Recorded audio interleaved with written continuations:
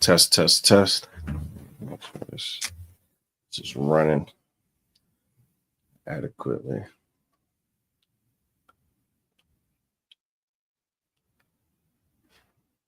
That's a while. All right, I'm gonna go ahead and get this commercial. Ooh. Give me 1 second. Give me 1 second, Salakia. Give me 1 second. What'll be the best way to do that?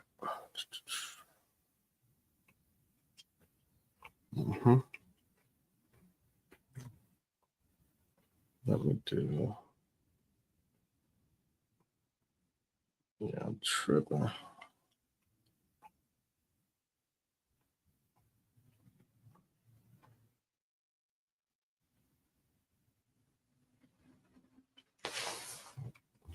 Give me 2 seconds.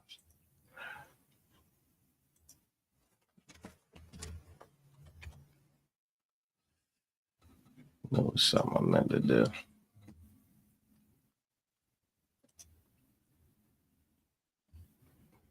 There we go.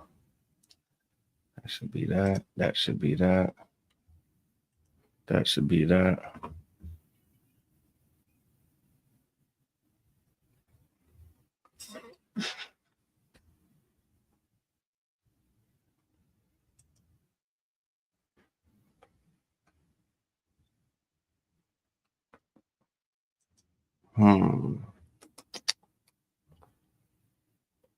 Okay, that's different. No sweat. We might have to just do this. I'm gonna have to just do that later. Maybe I'll get it by the end of class. All right, let's go ahead and clap it up. Hey, listen, brothers and sisters, man. If you like what you hear, hit the subscribe button, man. Subscribe to this channel. And also, please go to ISUPK.com and pay your tithe. Drop me some cash so we can move around this planet like we need to, man, and do the things we need to do. They're one West. They're one West. They're one West. All right, let's clap it up again. I'll say Shalom Israel, Yahweh Bashem, Yahweh Shah Barakatham, Tada Akim, Yahweh Shema Alathan, Bashem, Yahweh Shah to the Akwathim. This priest and officer of 1,000, Aisha Allah, with the Israelite School of Universal and Practical Knowledge. Started out at 1 West 125th Street, Harlem, New York, under Commanding General Yohana. The ISUPK is not affiliated with any other Christian organizations, Muslim mosques, no other religious institutions on the planet do we affiliate with. You understand? We stand alone in this fight, teaching the truth of the Bible to the Lord's chosen people, the so-called Blacks, Latinos, and Native Americans, who we definitely understand as the children of Israel. You understand? We make up the 12 tribes of Israel. We also understand that we have a common enemy, and that enemy is the oppressor that the Bible, is the oppressor, who is the devil that the Bible speaks of. All right. When we say devil, we just mean deceiver and adversary. All right. Because of this deceiver and this adversary, and because of our disobedience to the Most High God, our Father, we've lost our identity.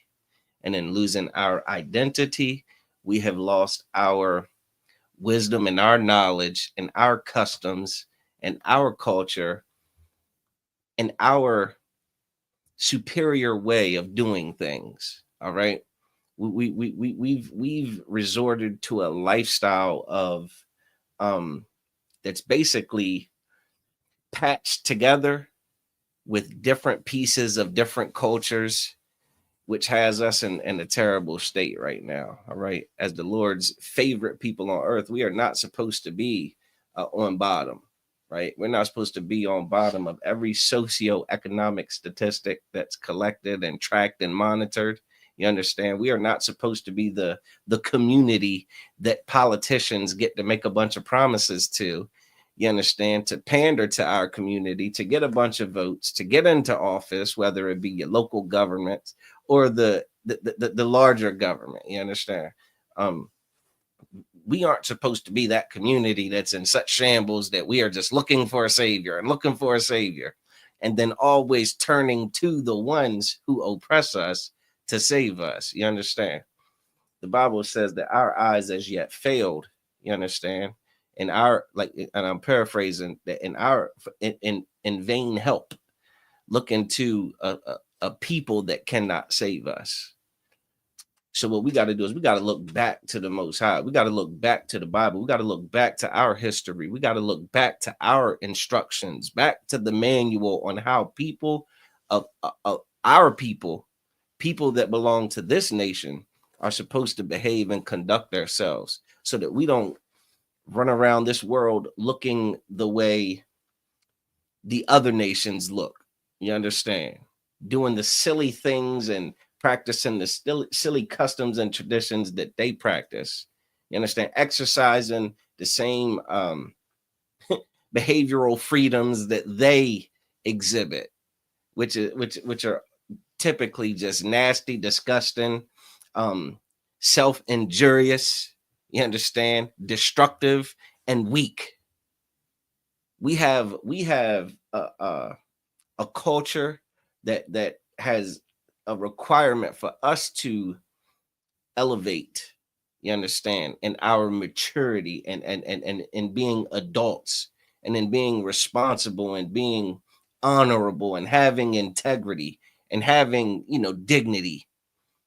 The other nations don't, their cultures and their norms are absent of all those things, which is why on the surface level it feels good for us to adopt those lifestyles. You understand? To adopt a lifestyle that allows you to be a drug addict, you understand, that allows you to be irresponsible when it comes to your decision making, in regards to intimacy.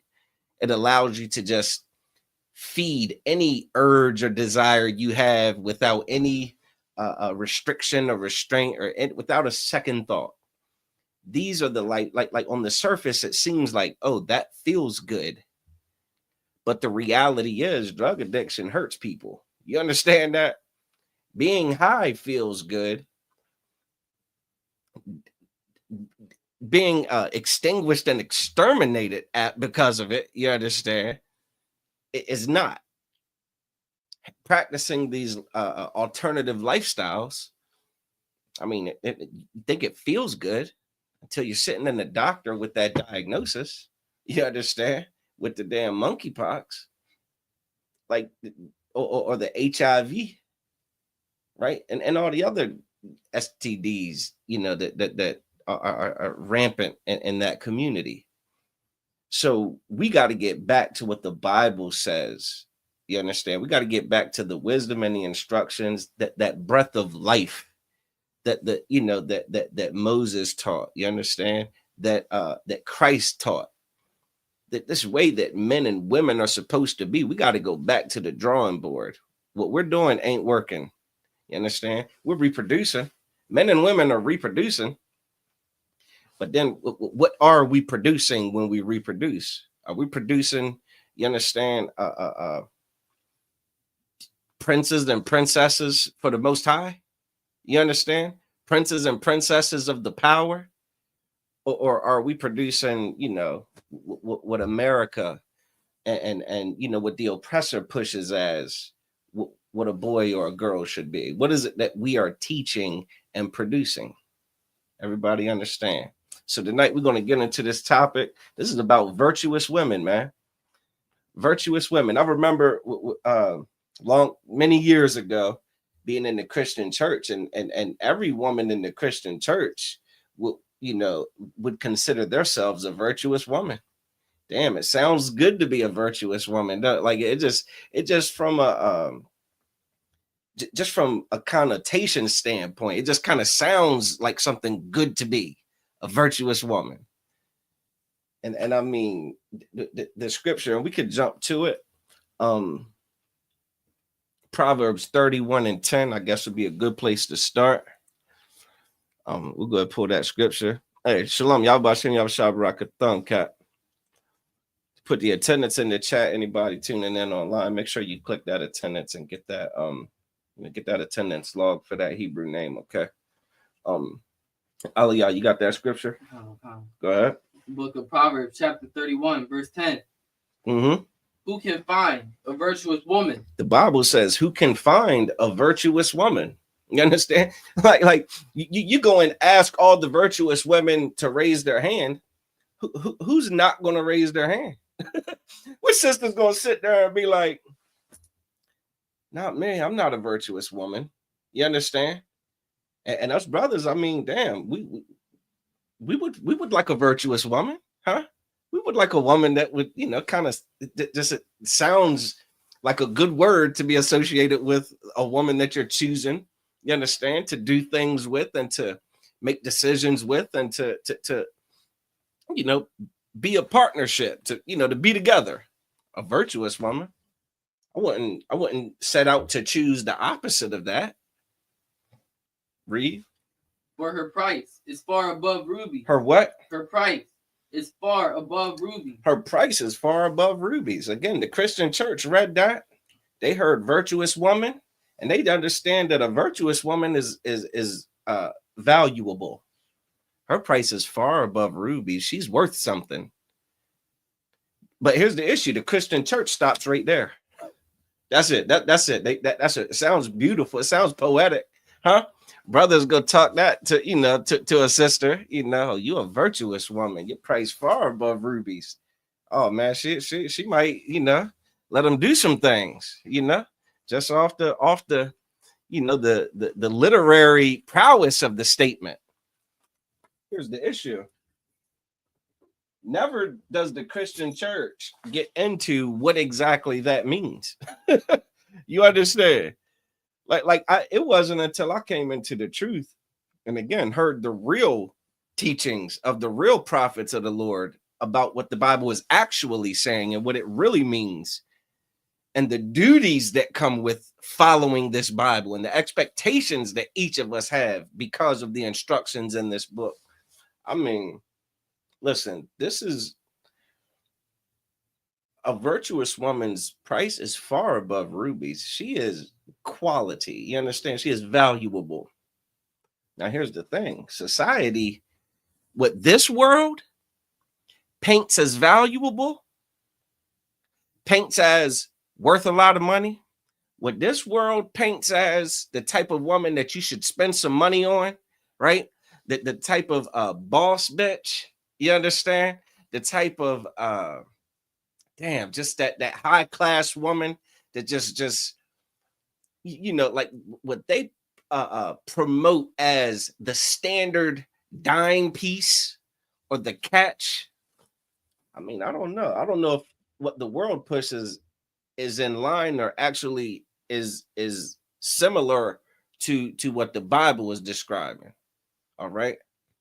So before we get into what a virtuous woman is and what that word virtuous even means, I'm going to go and we're going to talk about sometimes the best way to teach what something is to teach what it ain't.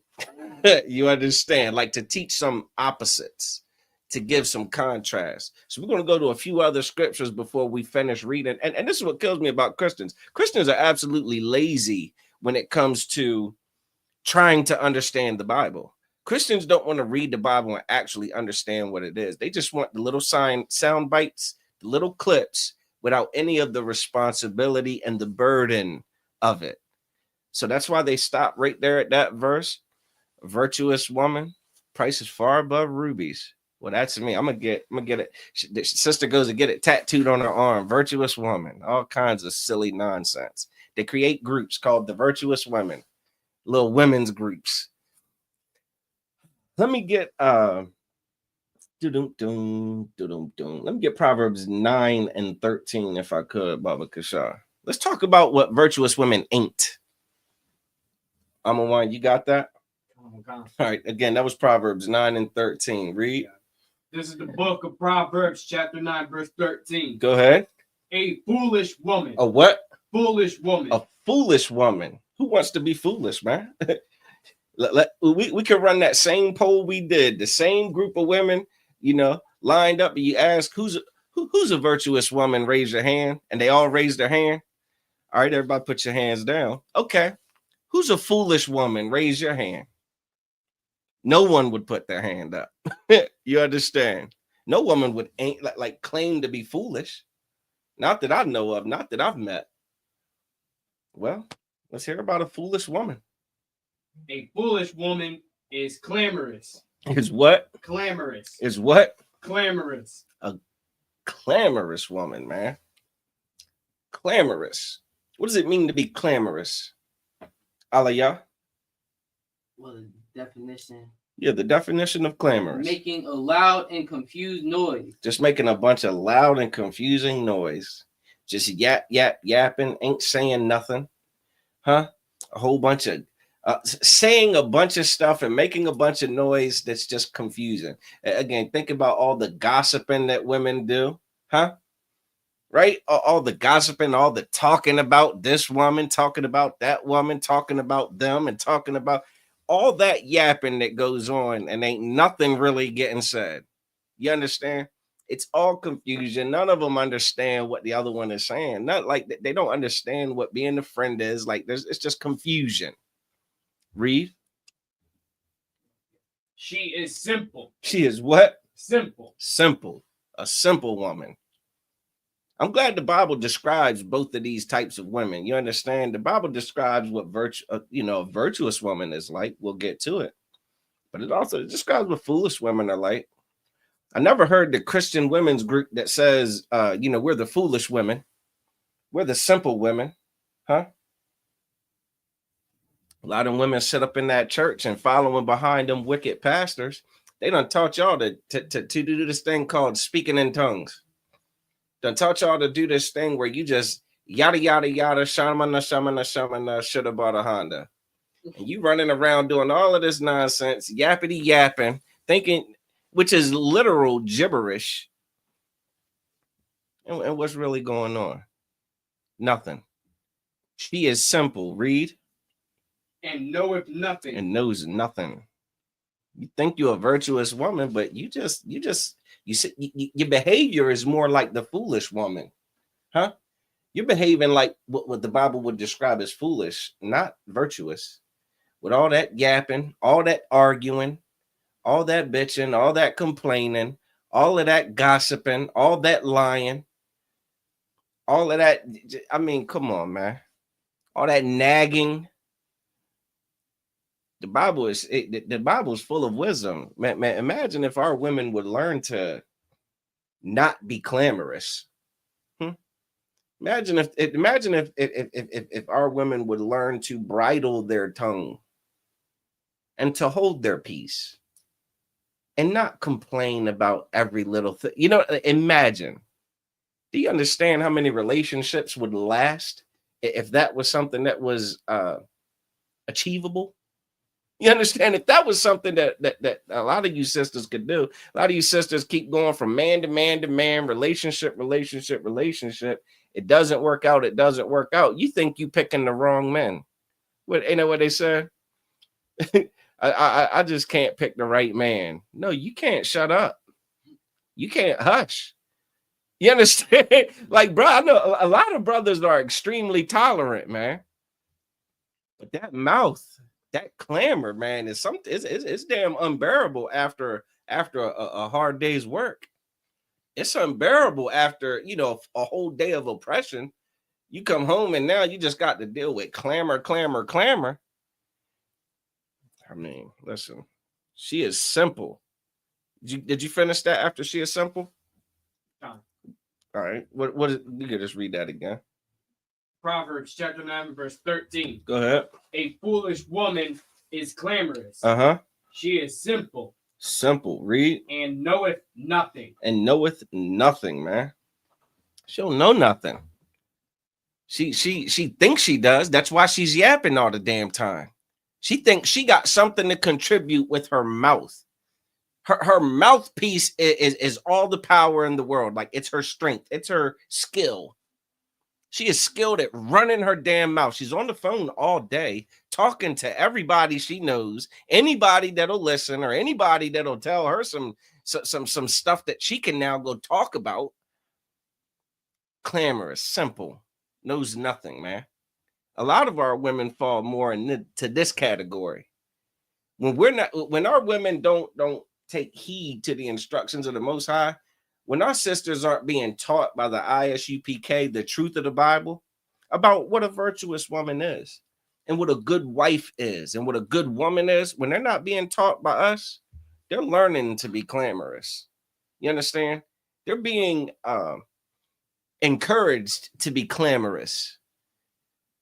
Like you think about all the celebrities and the stars, they all those celebrity women, you understand, all the popular women with all the Instagram followers, with all the yapping, that's just like it's the only damn thing they know, yapping and twerking. That's foolishness. We don't need foolish women. You understand that? I would caution you brothers to not take on a foolish woman. You understand? The Bible cautions you to not take on a foolish woman. Let me get Proverbs 14:1. And then let me get Proverbs 12:4 if I could.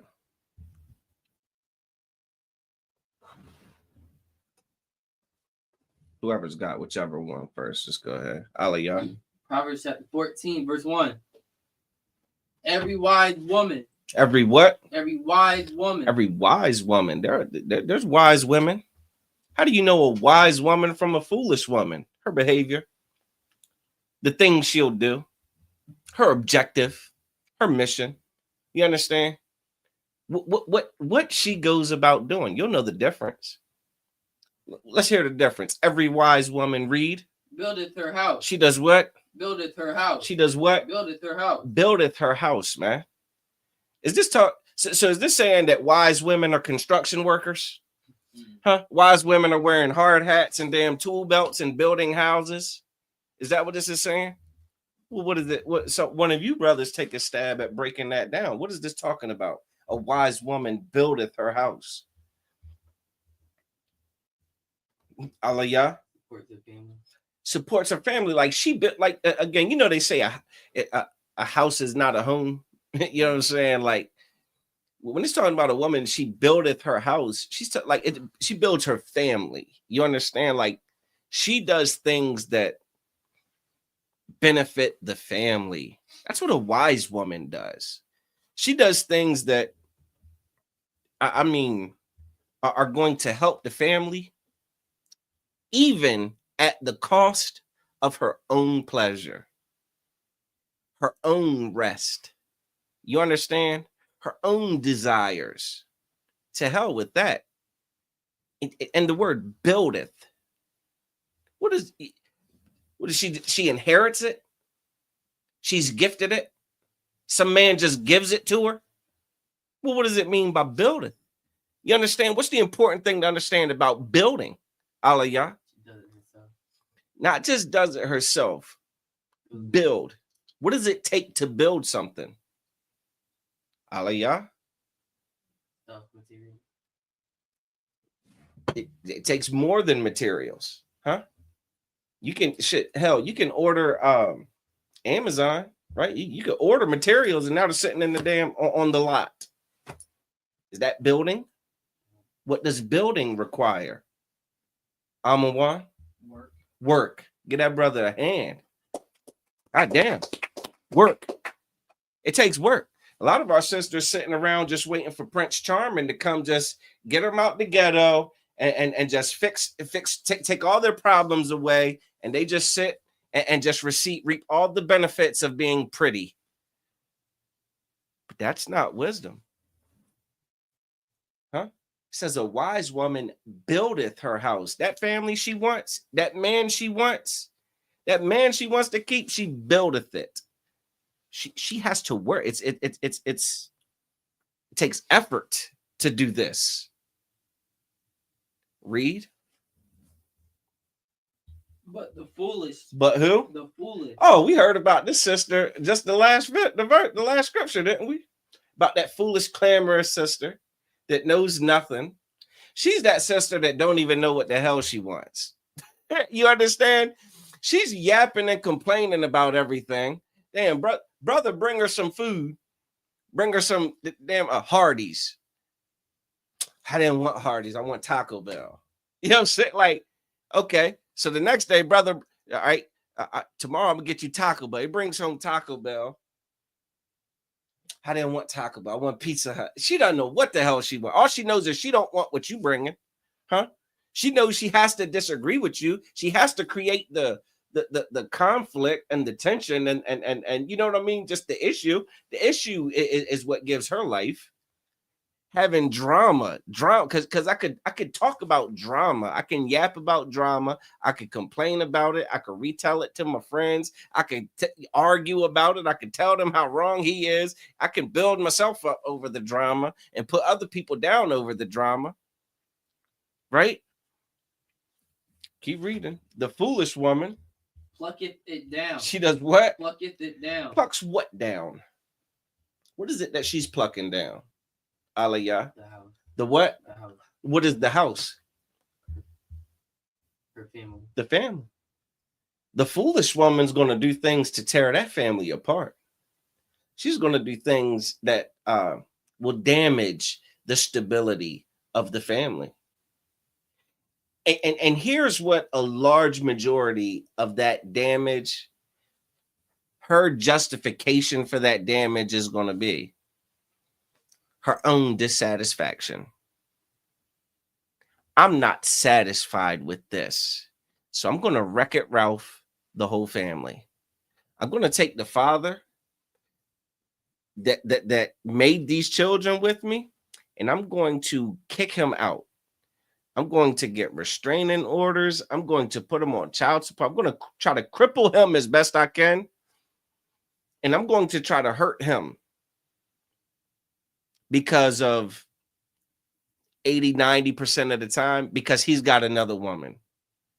He had the nerve to go lay with another woman. I'm going to destroy this family because he has another woman. I'm going to hurt the kids behind it because the kids need the father. Then she's going to go get another man, bring him into the picture, further complicate things. You understand? He's going to do Lord knows what. You know what I'm saying? She dismantles the family she has. You understand? She dismantles it behind her own selfishness, behind her own desire to be pleased. When a wise woman could give a damn about her own desires, it's about this family, making this family work. Everybody understand? And again, the Christian church teaches women to be this way. The Christian church teaches our sisters that that man cannot have another woman. You understand? When the Bible is absolutely clear about a man being allowed, if he so chooses to have more than one wife. You understand? He doesn't have multiple families. He has his family. You understand? Like, you know, a lot of times women will name their children after who? The father. Yeah, their last name will be whose last name? The father's last name. So if I'm with one woman and these kids have my last name, and I'm with another woman and those kids have my last name, and I'm with another woman and those kids have my last name, how many families is that for me? That's one. It's all my family. You get what it's not multiple. It's my family. That's a thing that is permissible in the Bible. Again, I wouldn't recommend it to anyone that does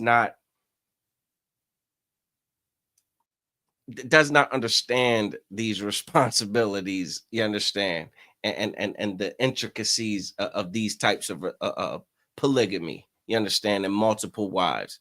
You would have to. You got to be a certain kind of brother, and we're going to get to one of those scriptures too. Okay, you got to be, you got to know what the hell you're doing. And if you're not in the ISUPK under command of General Yohana, I'd put money on it that you don't know what the hell you're doing. Because you're not doing it according to the way that the Most High says to do this.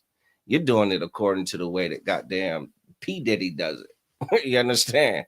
And R. Kelly, you know what I'm saying? And Jay-Z and all the celebrities. You're doing it the way that the celebrities do it, which is utter nonsense in most cases. You understand?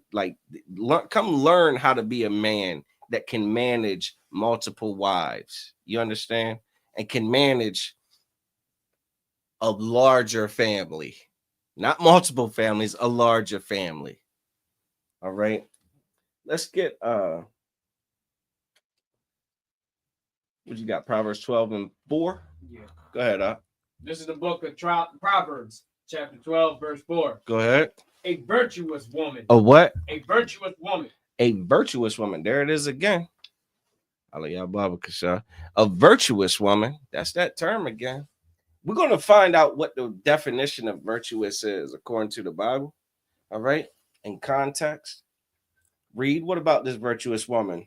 Is a crown to her husband. Is a what? A crown to her husband. A virtuous woman is a crown to her husband, man. Not a damn embarrassment. A crown is something that a person in power wears to show, like, you know what I'm saying, like, yeah, I'm himskis. You get what I'm saying? Like, yeah, I'm not your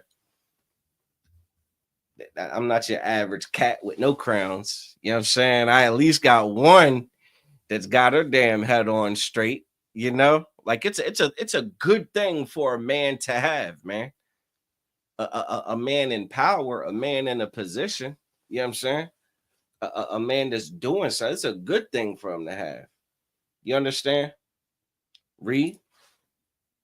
But she that maketh ashamed. She that what? That maketh ashamed. So you got the virtuous woman, and then you got the woman that just maketh ashamed. You understand? The woman that just is a damn embarrassment.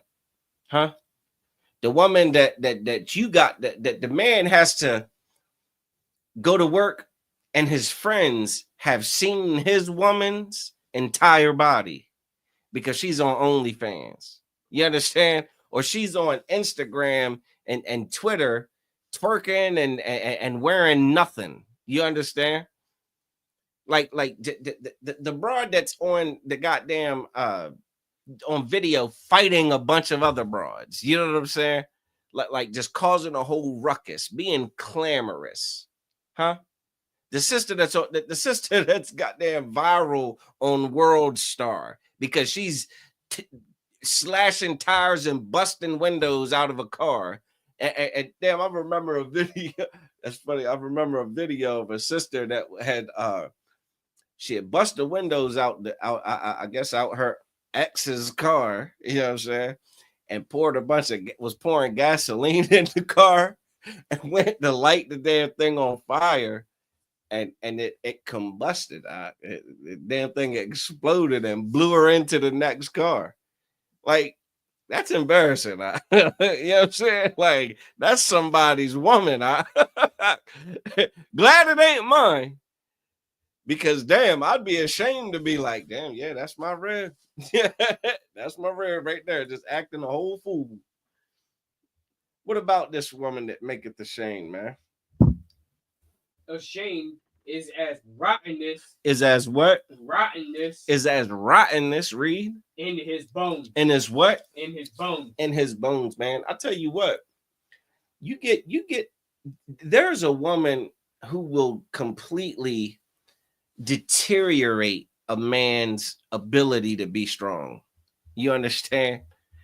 Like women, damn. Women are so important to a man. You understand? And I tell you, when young men start to come of age, it becomes more and more obvious to them how important women are. I mean, men, it becomes all about the women at one point, you know? Like, trying to get their attention. You know what I mean? Like it becomes a thing in a young man's life that is just, I mean, it's almost overwhelming. You understand? But getting the wrong woman will destroy a good man. You understand? Like it will chip away at his nature. It'll chip away at his spirit. It'll chip away at him mentally and physically and spiritually, to where, I mean, this brother just becomes something that is powder. You understand? He'll become a complete pushover in the world because of the type of woman that he's committed himself to. You understand? The kind of woman that he's taken on into his life that just drains and just rots his bones. You understand? Let me get the book of Ecclesiasticus 25 and 23. This will be probably about the last one we do before we get into the what a virtuous woman actually is and what her attributes and traits are like. All right. Ecclesiasticus. That's going to be in the Apocrypha. Aliyah, you got that? 25 and 23. Come on. This is the book of Ecclesiasticus, chapter 25, verse 23. Go ahead. A wicked woman. A what? A wicked woman. A wicked woman. This is a woman that ain't virtuous. You brothers better beware. You better be careful. You get with a wicked woman, a woman that is not virtuous, a woman that is just going to do whatever the hell she feels like doing. Okay, read. Abateth the courage. She does what? Abateth the courage. Abateth courage. Read. Get the definition of abateth, or to abate. I'm a one. Baba Kasha. Abateth. What does it mean to abateth? A wicked woman abateth courage. What the hell does that mean? This wicked broad, this not virtuous woman, this wicked broad, what does she do to courage, man? And this is talking about the courage of the man, okay? This is the courage of the man. What is this courage? What is happening to his courage behind having a relationship, laying with, you understand? And that's the only time it even really gets serious. Like, is once you lay with that woman. And I don't want to say that's when it gets serious, but like in America, you could just lay with everybody. What do you call them? Like on the first night, on the first date, you just lay with them. Boom. But once you lay with them, according to the Bible, you got some responsibility there. You just made that individual your wife. You understand? That woman that you decide to lay with is supposed to be a woman that you are deciding to make your wife. You understand? That is how you consummate a marriage. And the ISUPK will teach you how to go about vetting a relationship, a courtship process of sorts, where you're going to spend some time without touching this person, getting to know them. There is no love at first sight, and we just have, relations on the first date. That is reckless and irresponsible. That's foolish. The Bible and has taught us to be more wise than that. And then the ISUPK will teach brothers and sisters how to see if we're, brother and a sister are going to be suitable partners, whether or not they're going to be able to, they really want to take on all that the world will throw at them without running at the first sign of struggle. You understand? Like, this is going to be a person that we are going to commit to each other. Mm-hmm. The world with their what they call it, recreational intercourses, where you could just, we're just friends with benefits and things like that. Yeah, that's reckless and dumb and disgusting. Amawan, what does it mean, abateth? It says that a wicked woman abateth courage. Read. It means to reduce or diminish. To diminish courage. So a wicked woman is going to take that man and his courage is going to diminish. He is going to become a damn coward. He might have started off as a tough cat. You understand? He might have been nice and strong. He might have been aggressive and all kind, he might have been real hard. You get a wicked woman dealing with him over time, his toughness is going to diminish, man. He's going to become a coward. Before you know it, he's going to be a simp. He's going to be a damn simp. He's going to be one that is just whatever she wants, he'll do. You understand? She wants Valentine's presents come, on the 14th. He's going to make sure she's got dozens of roses, chocolates, and teddy bears and balloons delivered to her job because that's what she'll be able to yap about to her friends about everything that she goddamn muscled and strong-armed her man into doing for her. He's going to lose his strength, his courage.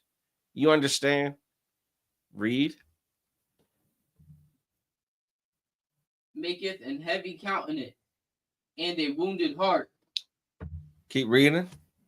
A woman that will not comfort her husband in distress maketh weak hands and feeble knees.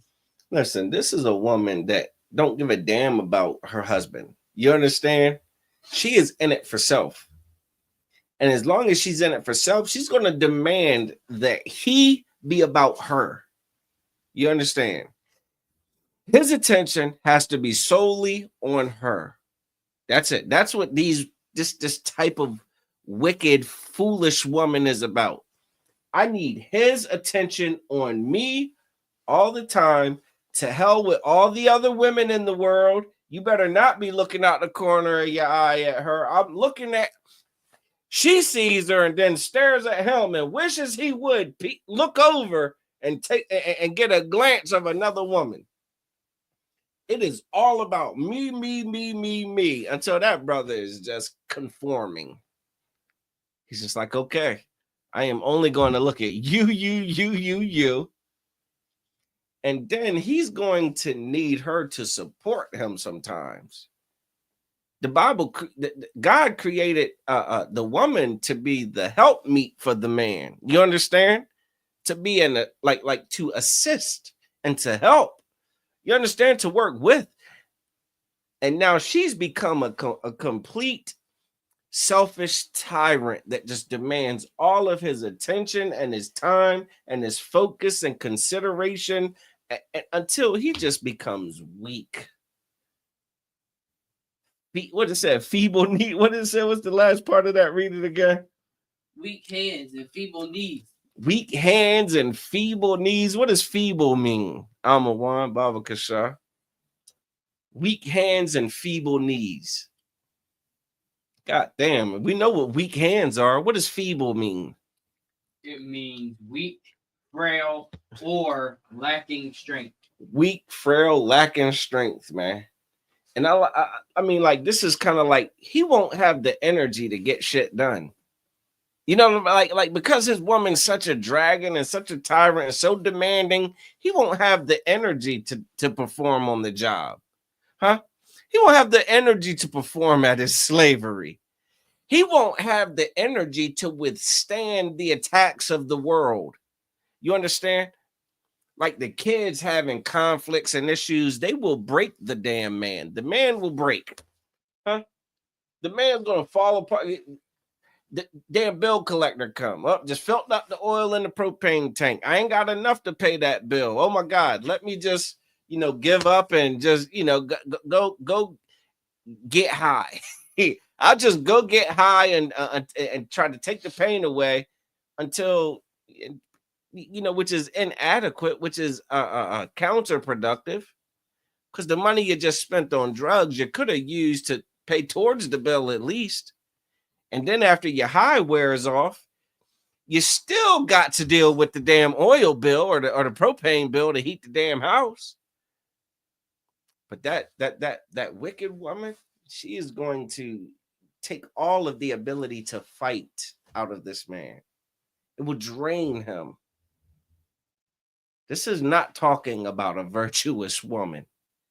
Yet and still, this is what a lot of our women are like. This is what our women have been taught to be like. They've been taught to be selfish and to be egocentric. They've been taught that in the relationship, what's the saying? Happy wife, happy life, right? Huh? That is a very common phrase. It is a tenet in American marriages that man's responsibility is to make that woman happy. But again, you got a wicked, clamorous woman that can never be satisfied. Why can't she be satisfied? Because she don't even know what the hell she wants to be satisfied about. She can't even decide what the hell she wants to eat for dinner. She could pick something to eat for dinner.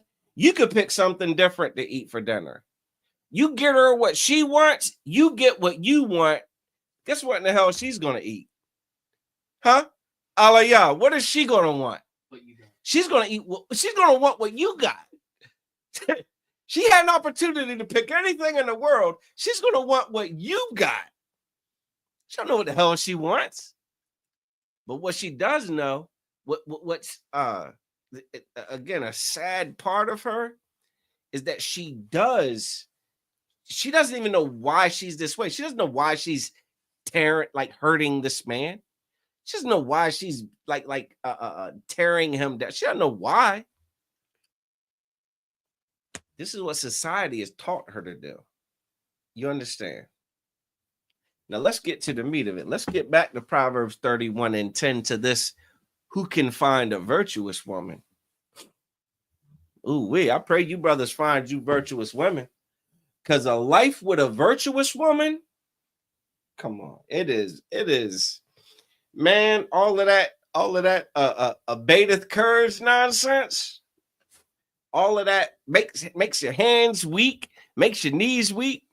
There's another scripture that talks about, you know what I'm saying, a brother was describing certain kind of women. It says, I find more bitter than death the woman, you understand, whose heart is so like I'm paraphrasing, whose heart is in snares, you know, and she just destroys the man. You understand? It's like torture to be with this woman. It is not talking about this woman described in Proverbs 31:10. You got that, Amawan? Go ahead, let's read that. This is the book of Proverbs, chapter 31, verse 10. Go ahead. Who can find a virtuous woman? Who can find what? A virtuous woman. A virtuous woman. One of the brothers today enlightened me, Officer Yarash, Salakia, Officer Yarah. He told me that the Hebrew word for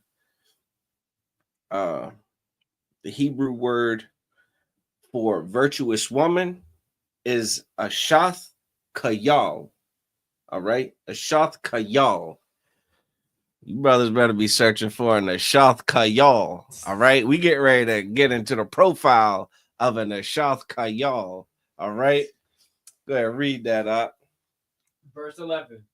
The heart of her husband doth safely trust in her. The heart of her husband doth safely trust in her.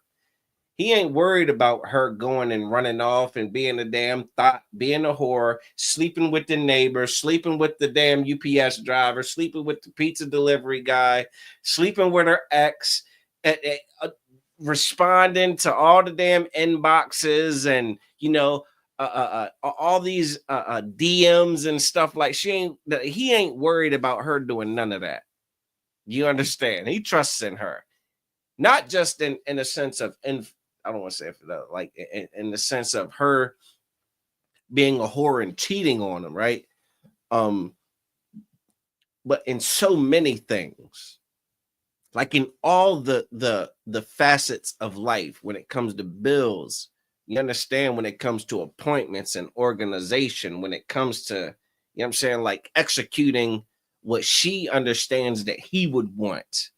Like he doesn't question what decision she'll make, because he knows that she's going to make the decision that she believes he would make, he would want her to make. Does that make sense? Read. So that he shall have no need of spoil. You have no need of spoil, man. Keep reading. Verse 12. She will do him good. She'll do what? Do him good. She'll put him on child support. Do him good. She'll call the police and tell them that he smacked her. Do him good. She'll slash his tires. Do him good. She's gonna bust the windows out his car. Do him good. She's gonna find out who that other woman is he's talking to. Do him good. She's gonna go and fight her. Do good. She's gonna stab her. Do him good. She's going to go to his job and cause a scene. Do him good. Yeah, she's gonna do him good. Everybody understand. She's going to do him good. Read. And not evil. And what? Not evil. All those things that you sisters will learn to, all of you Christian women, all of you women in the world are going to do evil to your men. The second you find out he has another man, he has another woman, Salakia. The second you find out he has another woman, you are going to do evil to him. You're going to try to get him back. It'll be your obsession. You'll tell him he can't see his damn children. You'll keep the children from him.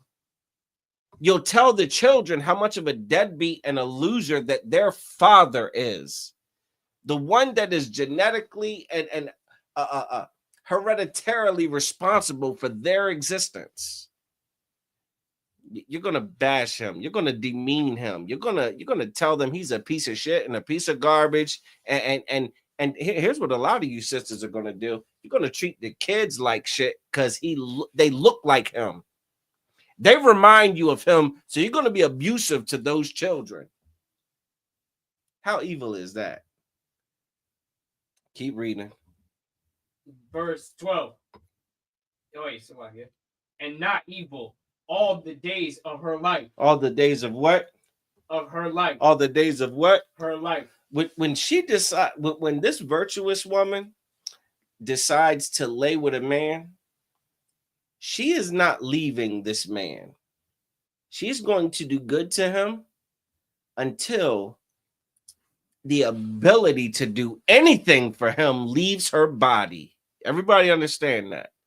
She is going to do good to him until she can't breathe. She's not going to badmouth him. She's not going to do things to hurt him. That's what a virtuous woman would do. Now, how many of you sisters done left a brother because he got another woman? How many of you sisters done badmouth the man to the children because he's got another woman? That's not virtuous. Huh? That ain't virtuous at all. Keep reading, huh? Verse 13. And actually, before we get into that, for time's sake, virtuous in the Bible means skilled. It means abilities. So a virtuous woman is a woman with skill and ability. Now, a lot of our sisters got skills and abilities, but what do you use them for? Huh? What the hell a lot of these sisters using their skills and abilities for? You know how to post videos on social media, huh? You got some tech savvy. What are you doing with it? Making a damn OnlyFans page? Making some raunchy Twitter page? Shaking your behind on Twitter? Goddamn shaking your behind on TikTok until Monday. Salakia. You know what I'm saying? Getting all the twerking in that you can until Monday. I mean, I think you could take those skills and do something productive. That's my opinion. Keep reading, Salakia. Verse 13. She seeketh wool and flax. She does what? She seeketh wool and flax. And what does she do with this wool and flax? Wool is obviously, it's like what you shave off of a sheep, right? And flax comes from a plant. Both wool and flax are basically materials that you can use to make clothing. Everybody understand? It's like fabric. Read, what does she do with it?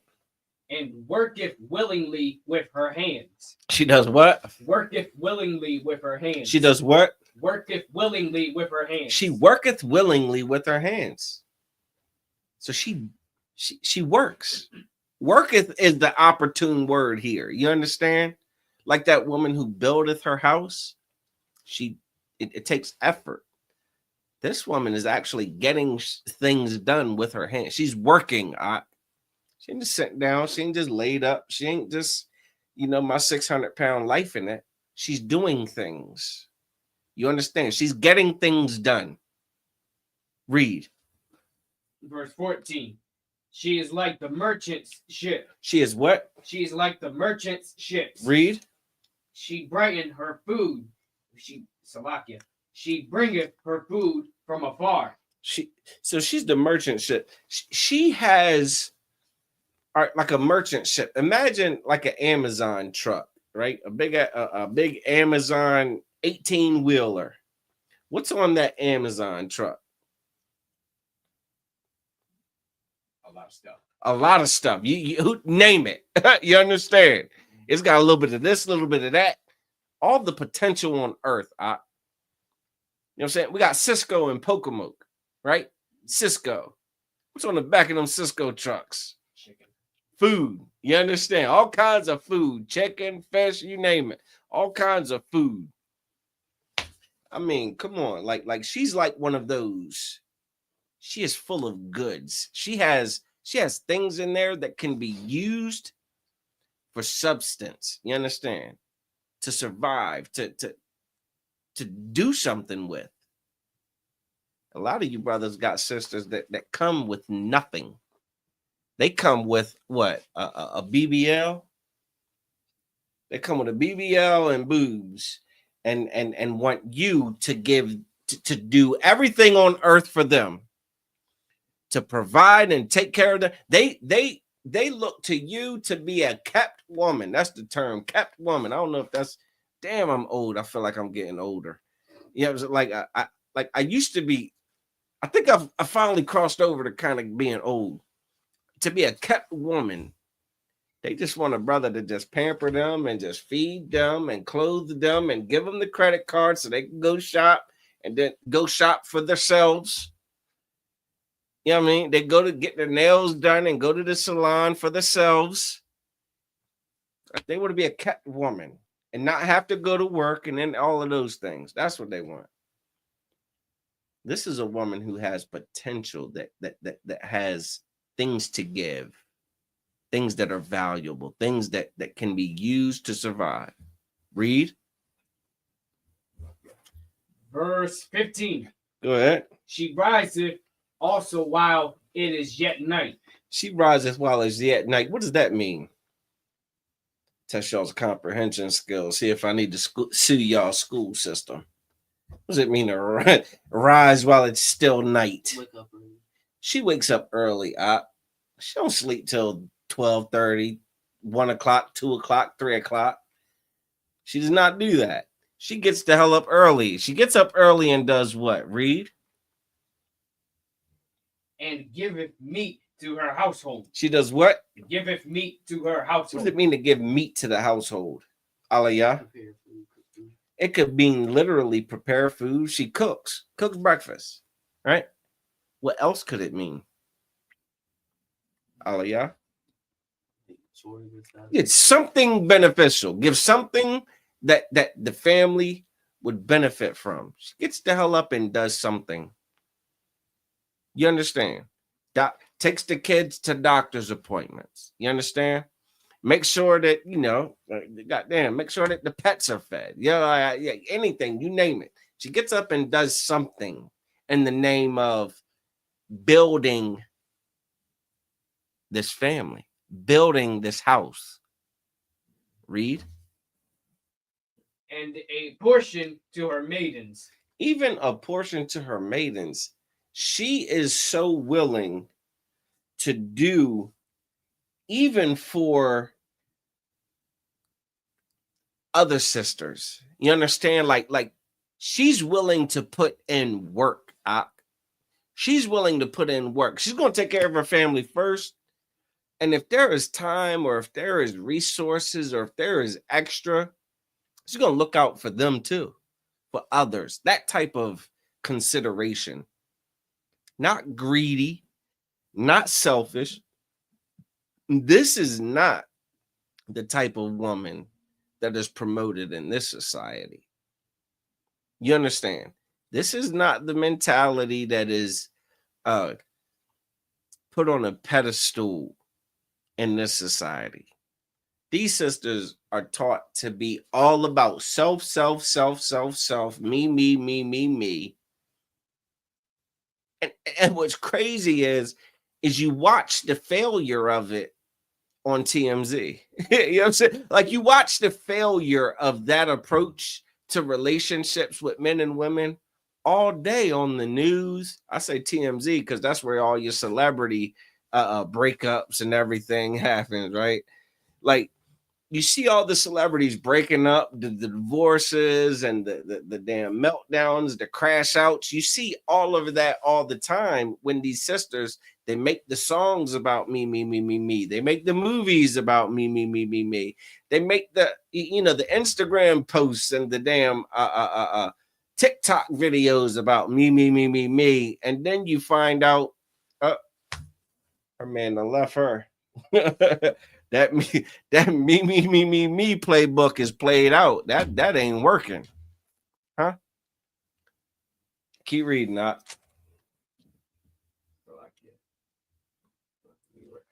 Verse 16. Uh-huh. She considereth a field. She does what? Considereth a field. Considereth a field. The opportune word here is considereth. She's what she thinks. You understand? Like, she thinks about things. She thinks she's considering a field. She's looking at the field and she's like, what do you think she's thinking about? What does a virtuous woman think about when she looks at a field? And when she looks at any opportunity, when she looks at certain opportunities, whether it be certain job opportunities, whether it be some type of grant, whether it be some type of tax break, you know what I'm saying? Whether it be some type of maybe switching the damn cable company, switching the cell phone plan, switching the damn internet provider, switching the insurance. She's looking at the world and she's saying, you know what? I could save money if I switch from this insurance company to that insurance company. I've called them. I'm calling them, I'm getting the quotes. I'm calling them, I'm getting the quotes. I'm calling them and getting the quotes. Yeah, this one is the best one that's going to give us the most bang for our buck. She's looking at the field. She's looking at all these different things. She's looking at the electricity. She's looking at, you know, the bills. She's looking at, I mean, again, we're not an agricultural society by any stretch right now, but we are in a world where there are different areas, you know what I'm saying, that could be explored. Again, the cell phone. But then there's also opportunities to make money. There's opportunities to save money, but there's also opportunities to make money. Hell, they got you could work for a damn call center from home. You can damn place phone calls or just field phone calls from home and make money doing it. She looks at that field and says, "Oh man, read." And buyeth it. She buys it. She says, "You know what? That's the decision. Let's do that." Read. With the fruit of her hands, she planteth a vineyard. A vineyard. She planteth a vineyard. Verse 17. So the fruit of her hand, she plants a vineyard. So then she goes and gets to work on that field. She does it. You understand? Like she you know, she switches the cell phone company. She does the legwork to get the cell phone plan switched. So now she's saving $100 a month just by switching from this cell phone company to the other, because she did the research. She called, she made the phone calls, she talked to who she had to talk to. Like, that's looking at the field and then putting in her brick and making that work out for her. So every month she saved the family $100 a month by switching cell phone providers. I mean, come on, this is it. Or she sees where, damn, you know what? I can again, I could do customer service for goddamn some laptop, some company, you know what I mean, where I could work remotely from home or go to somewhere, go get a damn job. I see that Royal Farms is hiring. That actually could work out. It doesn't cost much gas to get there. I could work, a few hours a day. Boom. She puts her brick in. She puts her hands get into it and tends that field. You understand? And then what does she do with that? She brings it back home to the family. Everybody understand? Keep reading. This is a virtuous woman. What does she have in mind? Herself or her family? Keep reading. Verse 17. She girdeth her loins with strength. She does what? She girdeth her loins with strength. She girdeth her loins with strength. Your loins are your midsection. You understand? If in the world of physical fitness, that'd be your core. You understand? Like and your core is so important in the world of fitness because it is like it's the central point that if that's weak, everything else is going to be weak. You can't do a goddamn bench press with just your arms without your core. You understand? You can't run fast with your legs without your core. You're like, it's the unsung hero of all things fitness, that core. And what does she do with that core? Read that again. The loins. She girdeth her loins with strength. With strength. What do women? What is the women consider strong today? Huh? What the hell is considered strong today? Cussing your man out? Huh? Fighting him? Scratching his damn eyes out? Huh? Smashing the windows out of his car, slashing his tires, keying his car. Keying cheater in the side of his car. That's strength. Huh? Running your mouth to him. Telling him how much of a bee he is and trying to destroy him. That's your strength. I pray you understand that this is not talking about that. This is not the kind of strength that this is talking about. Keep reading. And strengtheneth her arms. She strengtheneth her arms. Like she improves her ability to be strong. You understand? Here's a good example of what this kind of strength is. Your man having another woman. You can have a meltdown and tear your whole family up over it, or you could deal with it. Huh? Or you can understand that this is a part of your culture, your true culture. It is okay. Because he has another woman, it doesn't mean he's leaving you. Doesn't mean he's leaving your kids. It doesn't mean you're going to be left ass out, with no means to do anything. Like, you still have your husband. That's strength. You understand? Not leaving that man because he has another woman is so strong. Not arguing about it, now you're strengthening yourself. You might go crazy and cuss him out and all of this stuff. I can't believe you, blah, blah, blah, blah, blah, blah, blah. But there's going to come a point where you're going to strengthen your arms, and then that other woman ain't even going to be an argument anymore. You understand? Before you know it, you and that other woman are going to be working together to accomplish virtuosity. You understand? You'll be able to help each other build the family that you both decided to be a part of when you laid with him. Does that make sense? Keep reading. Verse 18. Uh-huh. She perceiveth that her merchandise is good. She does what? She perceiveth that her merchandise is good. I want you to emphasize the second her. Now, I want you to emphasize the first her. The her. She perceiveth that her merchandise is good. She perceiveth that her merchandise is good. You know how many insecure sisters we have? you understand, that are so damn worried about the next woman, so worried about someone else taking their man from them. Listen, like there are sisters who drive themselves crazy about an imaginary woman that their man's going to leave them for. That's not a virtuous woman. A virtuous woman looks at her situation. She says, you know what? I know what I bring to the table. I know I do this and this and this for him. I know I provide this and this and that. I know that I hold him down in this area, that area, that area. I ain't worried. I'm not worried. He's not leaving. He's not going nowhere. You understand? I bring something to the table that keeps him here. That's a virtuous woman. She knows her merchandise is good.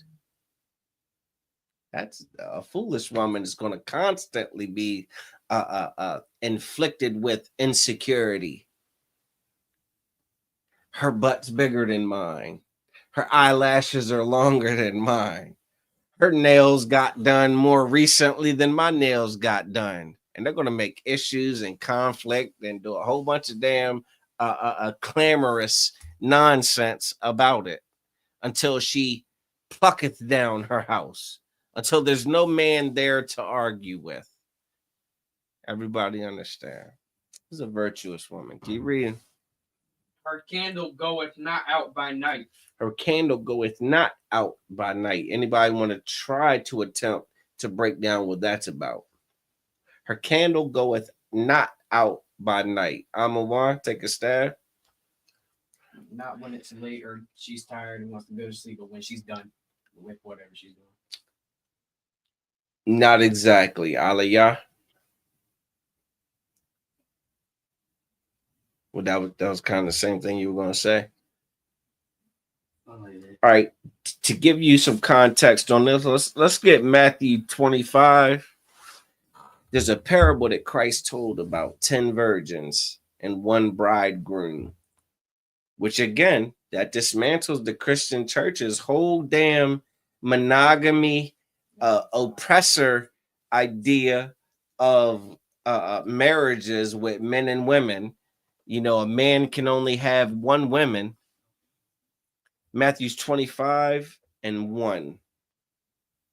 25 and 1. Christ gave in this scenario, Christ is giving a parable of what the kingdom of heaven would be like. You understand? Or the coming of the kingdom of heaven. Now, Christ he's telling a parable about 10 virgins. Hold on, let me put both hands up. 10 virgins, women of marriageable age, and one bridegroom. That's one man. How many women to men is that ratio? Let me find out if I got to sue the public school system. What's the ratio of men to women? Aliyah. 1 to 10. One man to 10 women. If Christ is using this as a parable to explain what the coming of the kingdom of heaven would be like, you think Christ thinks that this is something wicked and disgusting that can happen? Huh? You Christians all up in the New Testament, how could Christ give this parable about the coming of the kingdom of heaven being likened unto a bridegroom and 10 virgins if a bridegroom having more than one virgin waiting for him is the only way to do this? We got to get out of the Christian church. The Christian church knows a damn thing, which is why everybody in the Christian church ends up destroyed. Read. Then shall the kingdom of heaven be likened unto 10 virgins, which took their lamp and went forth to meet the bridegroom. Right. So you got 10 virgins or 10 women, right, who are trying to, impress this bridegroom. They're ready to be a part of this man's family. You think they're aware of each other? You think they know there's other bridegroom, like there's other brides? Are they saying, no, it's just me and only me? No, they're aware of this. This isn't anything like foreign, not to our people. A man can handle multiple relationships. A good man can. Read. And went forth to meet the bridegroom. Verse 2. What did they take with them? Their lamps. Their lamps. So they've got lamps. Think about old time lamps that have like a wick, but you got to put oil in it. And when you light the wick, the oil kind of like seeps up the rope, you know what I'm saying, of the lamp. Read. In verse 2, and 5 of them were wise. 5 of them were what? Wise. Were what? Wise. You got 5 of these broads, 5 of these virgins, 5 of these women are wise. Read. And 5 were foolish. Were what? Foolish. Were what? Foolish. Foolish. You got wise and foolish. You brothers better learn that there's different types of women, man. And I'm telling you, it has nothing to do with the shape of their behind, man. Has nothing to do with the size of their bra. It has nothing to do with the length of their eyelashes. Wise and foolish has nothing to do with that. We got to get better at making these discretions. Because there's wise and there's foolish. Foolish is going to suck. You're going to hate foolish. Foolish is going to damn drive you to become something that is absolutely destroyed. But wise is something that can propel you to a certain state of excellence that is, again, it's a beautiful thing. Read. Verse 3. They that were foolish took their lamps and took no oil with them. The foolish ones took how much oil with them? No oil. They took how much oil with them? No oil. These foolish broads ain't take no oil with them. They weren't thinking. What does that tell you that they weren't thinking about? Aliyah. What weren't they thinking about? Lighting the lamp. They've got a lamp. You can light it. But if it doesn't have oil, how long will it stay lit? Not long. If it has oil, how long can it stay lit? For a longer time. Long time. So what isn't the foolish woman thinking about? Long term. Long term. She ain't thinking about the damn future. You understand? She doesn't have the capacity to think about later on. All she knows is she's pissed off at finding out that he has another woman, and I'm going to hurt you now. I'm not going to think about the impact that this is going to have on my sons and my daughters 10 years from now, 15 years from now, 20 years from now. I'm not thinking about the damn long term. I'm not thinking about tomorrow. General Muhammad talked about how, you sisters that got babies, right? You just whipping your damn breast out on the bus and on the train and all out in public. You whipping your damn breast out in front of everybody. Ain't nobody supposed to be seeing that. Well, the baby's got to eat. Don't you know you can make preparation for if you're going to be out in public, that you have another means to feed them other than whipping out your breast? You get what I'm saying? Like, you can be more responsible in the way that you go about making decisions. The foolish women don't think about the future. They spend all the money today. They got $100 today. They're spending $100 today. What the hell are you going to do tomorrow? You mean asking for money tomorrow? Huh? And the next day and the next day and the next day? That's foolishness. Read. Verse 4. Go ahead. But the wise took oil in their vessels with their lamps. Yeah, but the wise took oil. They took extra oil. You understand? They filled it up. Now they have a surplus of oil. Now they've got adequate and sufficient oil that'll last for a longer time other than right now. Keep reading. Verse 5. Go ahead. While the bridegroom tarried, they all slumbered and slept. Right? So while the bridegrooms, men are, you know what I'm saying? Men say they're going to be there at a certain time. They might, they might run late. You know what I'm saying? They might get locked into a conversation with the Akim. You know what I'm saying? We rocking out. You know, Lord knows what we could be doing. But we'll get there when we get there, truth be told. Everybody understand that. I know women in the truth understand that. Camp over at what, 5 o'clock, 6 o'clock? Yeah, brother, be home. He might be home at midnight. You know what I mean? He might, how far he got to travel? 2 hours to get back. Yeah, I mean, damn, might linger, might tarry. You know, might kick it with the Akim. The Akim, we might go out to get something to eat. You understand? We might do all of that. Here you go with the Islam. All right.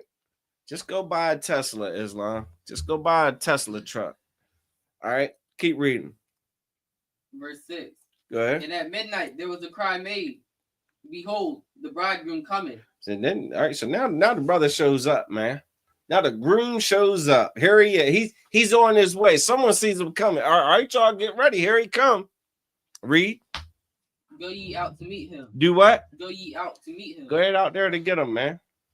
Go meet him. Don't wait till he gets here. Go meet him. Read. Verse 7. Uh-huh. Then all those virgins arose. All 10 of them. How many of them? How many virgins were there? 10. All 10 of them. They get up, read, because they fell asleep. Some of them fell asleep waiting on them, you know. Some of them just, you know, daydreaming, just shooting it, you know, just chatting, you know. Read. And trimmed their lamps. So they got up, trimmed their lamps. That, you know, that means they lit them. Read. Verse 8. And the foolish said unto the wise, give us of your oil. So now you got the foolish women that ain't bring no oil because they were just worried about just lighting it now. They weren't thinking about the future. They thought he was going to be there at 5 o'clock, like he should be if camp is over at 5 o'clock. He should be here at 5:10. You didn't consider if he would be here at 10 o'clock. So now they go to the ones that had the extra oil, the ones that had considered, you know what, he might be late. Let me make sure I got a little bit extra to make so that I can have some if he comes later. So now they're coming to those sisters, Reed.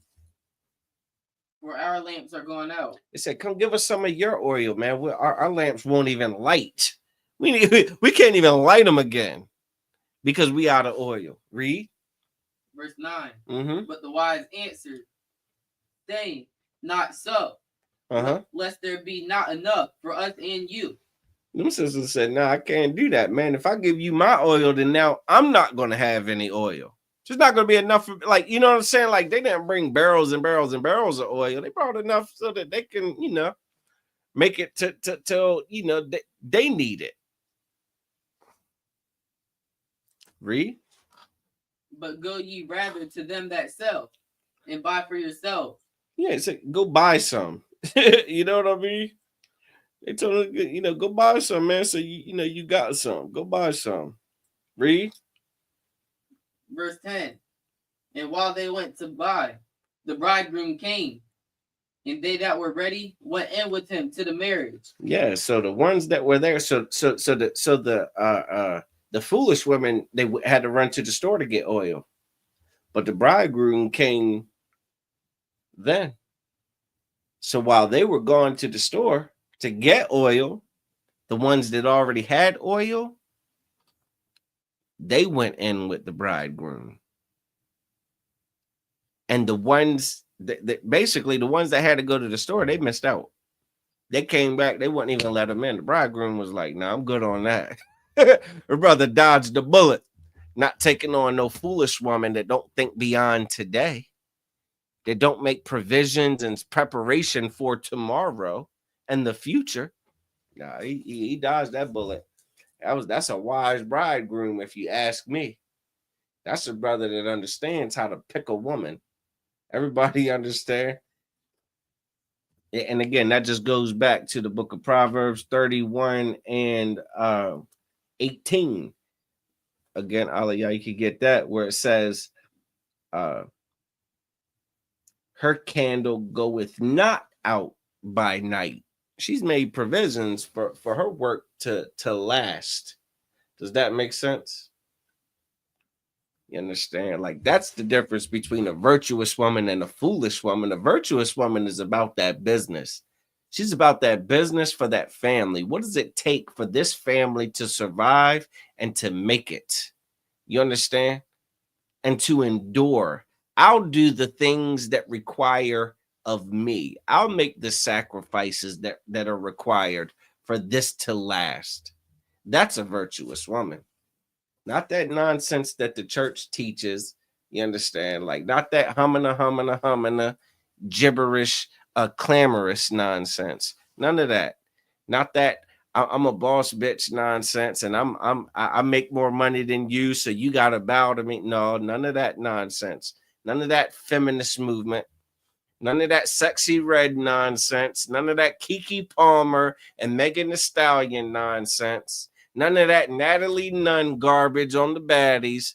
None of that. That's not what a virtuous woman is, man. A virtuous woman isn't just a woman that makes money.